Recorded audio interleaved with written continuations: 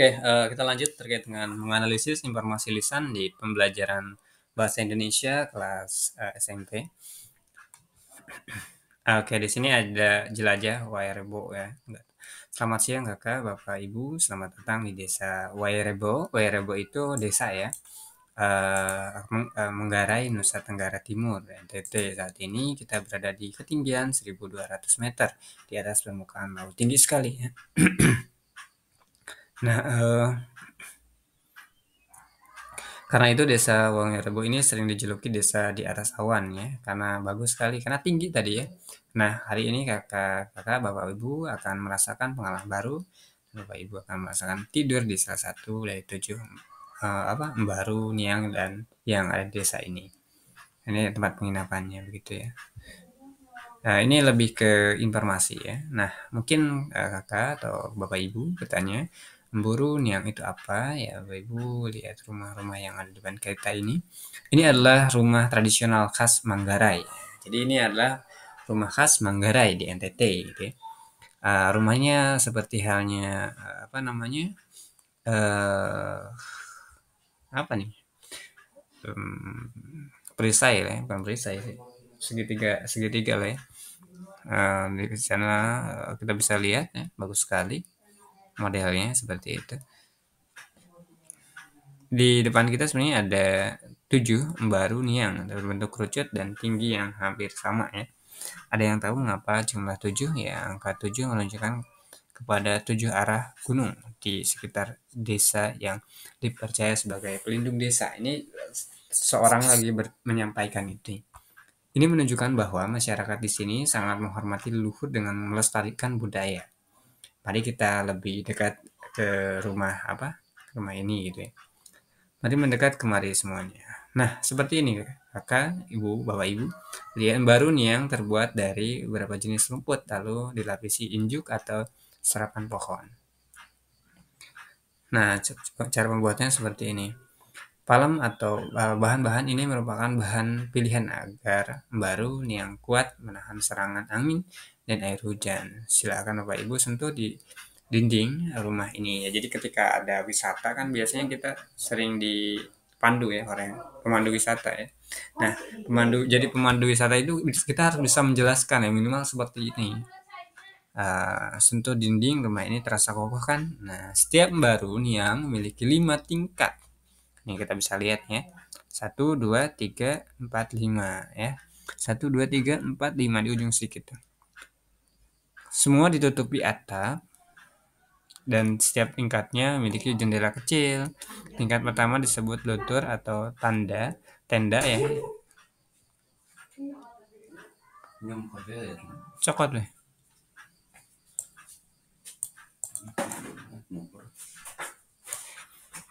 Tingkat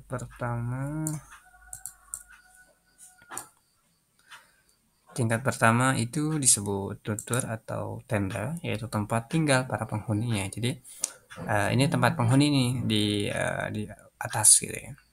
Tingkat pertama nih, sorry ya. Ini tempat penghuni nih. Di sini seperti Bapak Ibu lihat terdapat perapian dan dapur yang terletak di tengah rumah. Di mana dapurnya terletak di tengah rumah nih di situ, gitu ya. Dapur ini berfungsi menahan serangan rayap dengan memanfaatkan asap yang dihasilkan ketika memasak. Sekarang mari kita ke tingkat 2.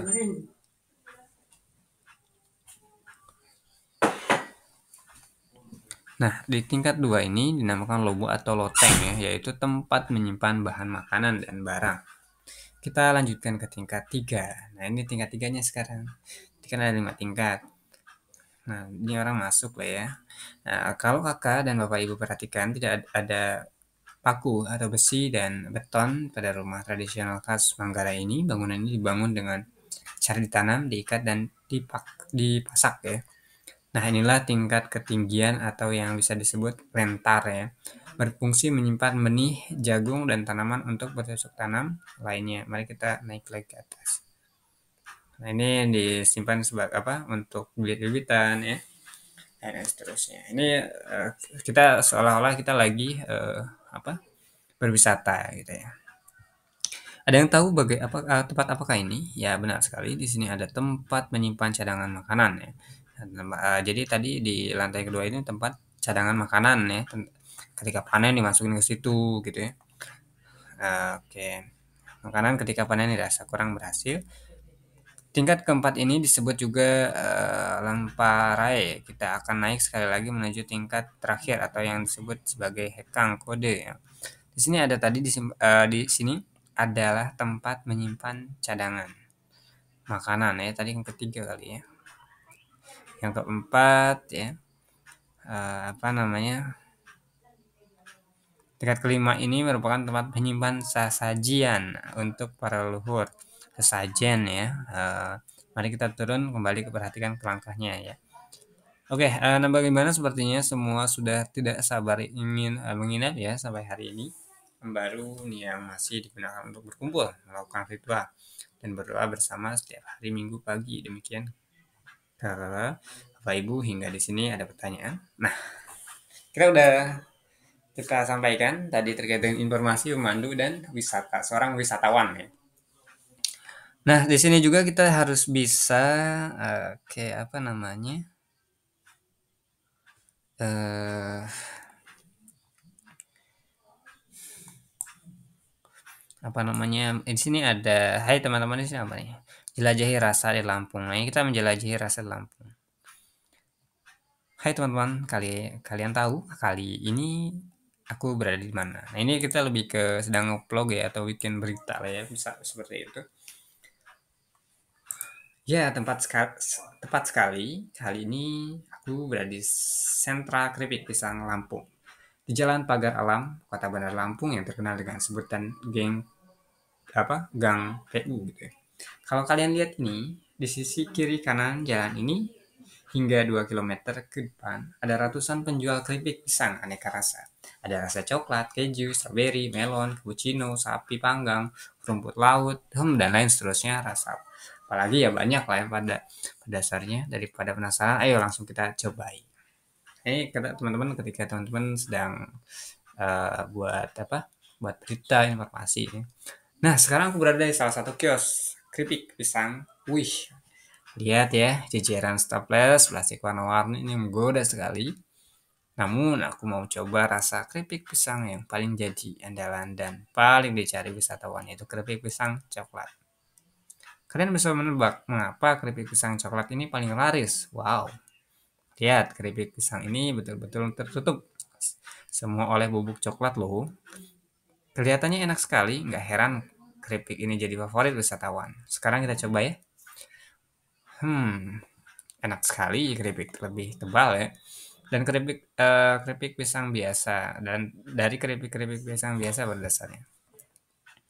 Keripik ini lebih empuk juga, tapi tapernya ketika digigit. Rasa coklat, wow jangan ditanya, mantap saat menggigit kalian akan bisa merasakan rasa manis di ujung lidah. Lalu setelah beberapa saat, kalian akan merasakan sensasi sedikit rasa pahitnya. Pahit bercampur manis, khas coklat yang pahit ya. Pasti kalian menggembar coklat akan suka. Lihat nih, bubuk coklat sampai bertabur di tangan. Karena memang coklat itu pahit ya tuh. Karena tanpa gula gitu. Untuk sebungkus keripik pisang coklat ini kalian bisa membelinya seharga Rp12.000 untuk sekantong keripik seberat seperempat kilogram. Kalau kalian membeli sekilo harganya Rp40.000 ya, rupiah saja, murah kan? Nah, kalau kalian main ke Lampung, sempatkan datang ke surga keripik pisang di Gang Pagar Alam ini. Sekarang aku mau coba rasa lain dahulu. Dah. Nah, kalian telah membaca kedua wacana di atas, sekarang bandingkan kedua wacana tersebut dengan mengisi tabel dan menjawab pertanyaan di bawah ini. Ini tadi jelajah Wairebo. Wairebo itu tadi di NTT. Kalau jelajah rasa di Lampung ya di Lampung. Rasa di Lampung itu tadi toh keripik ya. Kalau Rebo itu tempat penginapan, tempat inilah ya rumah-rumah yang ada di NTT yang kayak kerucut begitu. Objek apa yang dideskripsikan? Apa yang dideskripsikan? Apa yang dijelaskan? Ya, sampaikan aja di sini. Rumah ini rumah apa? Rumah Rebo. Apa namanya yang dideskripsikannya apa aja? Tadi rumah Rebo itu ada 5 tingkatan, ya. tingkat pertama untuk apa tadi, tempat kedua untuk apa, kalau kedua itu kalau nggak salah apa ketiga, ketiga itu yang kalau nggak salah tadi untuk menyimpan cadangan makanan, biji-bijian gitu ya untuk apa menanam gitu ya, dan seterusnya. Dan terakhir yang paling ujung itu untuk sesajen ya, leluhur gitu. Nah, ini saya singkat saja lebih cepat ya. Terus untuk jelajah rasa di Lampung apa yang dideskripsikan? Tahu keripik, keripik pisang itu ya. Ada berapa jenis rasa di sana? Banyak sekali dan harganya pun dari mulai 12.000 sampai 40.000. Kepada siapa penutur teks deskripsi ini berbicara? Kepada siapa penutur teks deskripsi ini berbicara? Nah, kalau si jelajah Werebo ke wisatawan, kalau yang si jelajah rasa di kampung dia ke berita kayak informasi kayak vlog gitu, nge-vlog kayak yang YouTube gitu lah. Apakah kata sapaan yang digunakan oleh penutur teks deskripsi tersebut? Kalau kata sapaan itu kalimat awal nih. Hai teman-teman, teman-teman, kali ini tahu tahu kalian ini aku berada di mana? Nah ini kalimat sapaan. Ya tepat sekali, kalian ini kalian. Kali ini aku berada di sentra keripik Pisang Lampung. Oke ya, itu sapaannya. Kalau yang ini apa? Sapaan menyapa ya. Jauh sekali.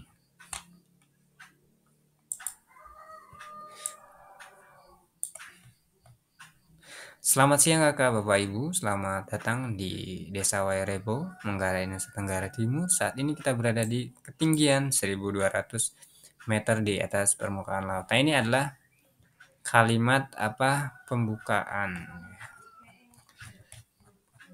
Kita jauh sekali teman-teman. Kita balik lagi sini.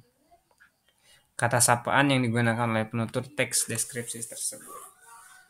Menyapa ya, menyapa orang kan baru nih, ini wisatawan datang gitu ya. Ya kita sapa gitu ya. Dan di sini kalau untuk di Lampung yang tadi udah sampaikan karena ini sifatnya berita ya.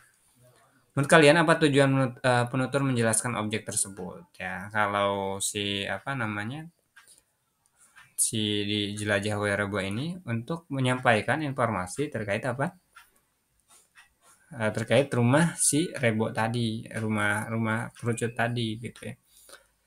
Terus lagi penutur menjelaskan objek tersebut ya. Apa tujuannya? Memberikan tahu gitu, menginformasikan terkait dengan ciri khas daerah kalau si jelajah Wairebo. Tapi kalau si jelajah rasa di Lampung karena keripik ya, karena objeknya adalah keripik di apa surga keripik tadi. Nah, dia apa namanya? Tujuannya adalah mempromosikan si produknya. Tadi kan disampaikan bahwasanya harganya dari 12.000 sampai 40.000. Sok kalian kalau mau datang sini gitu. Tempatnya di Gang Pagar Alam, nah dan seterusnya itu ya. Tulislah 2 kalimat deskripsi yang menarik menurut kalian. Nah, teman-teman tinggal apa yang dideskripsikan. Kalau yang Jelajah Wairebo tentu dari keunikan rumah tadi ada 5 tingkatan. Nah, itu yang ditulis aja di sini gitu ya. Saya coba tulis di sini. Tulislah 2 kalimat deskripsi yang menarik menurut kalian. 2 kalimat deskripsi yang menarik. Mendeskripsikan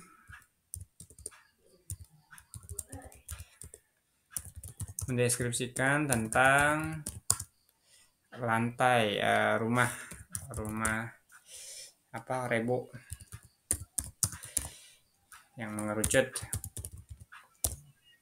memiliki aduh panjang ya kalau bikin kayak gini katanya satu ini kan aduh kecilan yang memiliki apa 5 tingkatan gitu ya.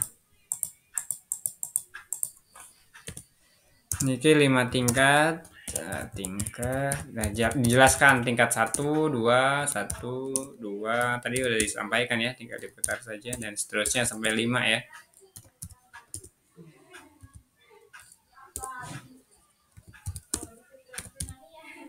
Nah, terus jelajah rasa Lampung ini menuliskan terkait dengan varian ya. Ya, ini varian keripik. keripik yang ada di sana. Rasa varian keripik ya. Rasa varian keripik. Oke, saya rasa segini cukup deh. Sip. Nah, maksudnya dijabarkan ya. Gitu. Ini kan diperintahkan untuk membuat dua kalimat yang menarik menurut kalian. Oke. Oke, saya rasa cukup teman-teman. Kita akan lanjut apa namanya di pembelajaran berikutnya. Tapi di sini ada membandingkan ciri-ciri objek, ya. Jelajahi Wairebo, jelajahi rasa lambung. Nanti kita akan pelajari ya. Baik, itu saja terkait dengan pembelajaran kita kali ini di pembelajaran bahasa Indonesia kelas 7. Demikian, terima kasih, tetap semangat untuk kita semua. Terima kasih.